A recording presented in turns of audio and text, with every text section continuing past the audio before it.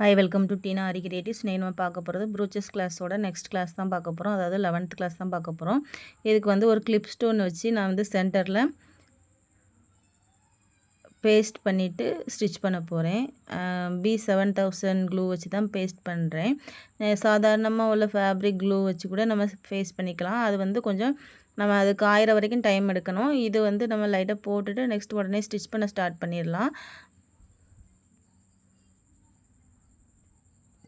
இந்த ஸ்டோனில் வந்து சைடில் வந்து ஹோல் கொடுத்துருக்கோம். 4 சைடுமே வந்து ஹோல் இருக்கும்.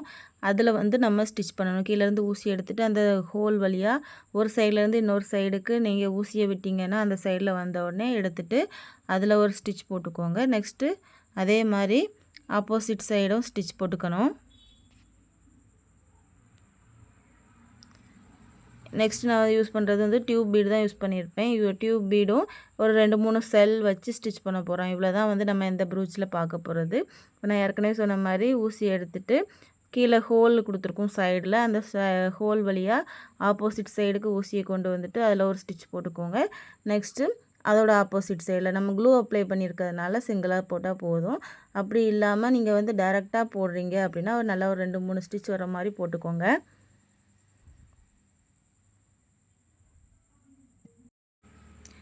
நெக்ஸ்ட் வந்து லாங் டியூப் பீடை எடுத்திருக்கேன். லாங் டியூப் பீடை வந்து கொஞ்சம் கிராஸில் வர மாதிரி ஹாஃப்க்கு இந்த பீடு நம்ம இப்போ ஸ்டோன்ஸ் பேஸ்ட் பண்ணியிருக்கோம்ல அதோட ஹாஃப்க்கு சர்க்கிளாக போடாமல் ஹாஃப் சர்க்கிளில் வர மாதிரி வந்து கொஞ்சம் கேப் விட்டு ஸ்டிச் பண்ண போகிறேன். அது எப்படி ஸ்டிச் பண்ணுறேன்னு பாருங்கள். இப்போ அந்த கிளிப் ஸ்டோனுக்கு பக்கத்துலேருந்து எடுத்துகிட்டு அந்த லாங் பீடோட லென்த்துக்கு வந்து வச்சு ஸ்டிச் பண்ணிக்கோங்க. நெக்ஸ்ட்டு கொஞ்சம் கேப் விட்டு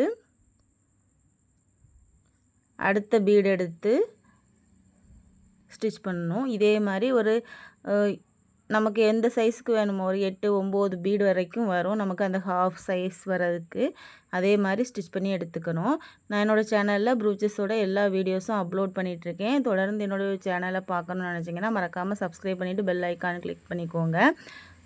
இப்போ பாருங்கள் இதே மாதிரி தான் வந்து நம்ம ஒவ்வொரு பீடாக வச்சு ஸ்டிச் பண்ணணும். நெக்ஸ்ட் வந்து ப்ரூச்சஸ் கிட் அவைலபிளாக இருக்குது. 750 ரூபா ஃப்ரீ ஷிப்பிங்.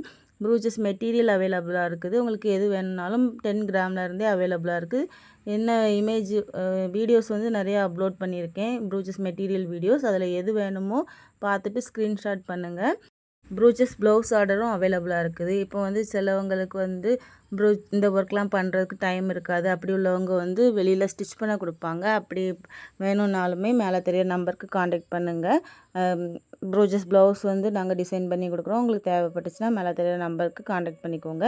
இப்போ பாருங்கள் இதே மாதிரி தான் நம்ம வந்து அந்த ஹாஃப் சர்க்கிள் சைஸுக்கு நம்ம வந்து அந்த டியூப் பீடை வச்சு ஸ்டிச் பண்ண போகிறோம். லாங் டியூப் பீடை வச்சு ஸ்டிச் பண்ணிட்டு நெக்ஸ்ட்டு வந்து அதோட ஆப்போசிட் சைடில் ஒரு 2-3 செல் வச்சு ஸ்டிச் பண்ணி நெக்ஸ்ட்டு அதோட சென்டரில் வந்து கொஞ்சம் ஜமிக்கி வச்சு ஸ்டிச் பண்ணி முடிக்கணும். இதுதான் வந்து இந்த கிளாஸோட ஃபுல் வியூ எப்படி இருக்குன்னு நெக்ஸ்ட்டு லாஸ்ட்டில் பாருங்கள். இப்போ இன்னும் ஒரு பீடு போட்டோம் அப்படின்னா அந்த ஹாஃப் சர்க்கிள் சைஸுக்கு வந்துடும். நீங்கள் வந்து ப்ளவுஸ்லலாம் பண்ணும்போது இதை மட்டுமே வச்சு கூட பண்ணலாம்.